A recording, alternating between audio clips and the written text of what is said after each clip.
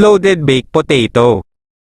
Let's begin. Make sure na hugasan at malinis ang gamit nyong patatas. Balutin natin ng oil ang patatas, at sprinkle natin with salt, then bake natin sa oven, setting the temperature to 350 degrees Fahrenheit for 1 hour to 1.5 hour.